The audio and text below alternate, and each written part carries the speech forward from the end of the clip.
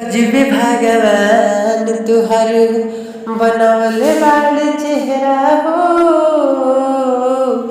गजबे भगवान तुहर बनवले बाड़ चेहरा हो।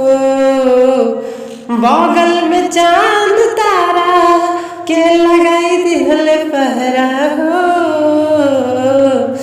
बगल में चांद तारा के लगाई दिहले पहरा हो।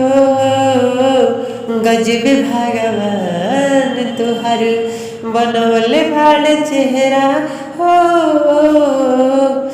किसिया तुहार लगे कारी बदरिया, सागर के झील लगे तिरछी नजरिया। किसिया तुहार लगे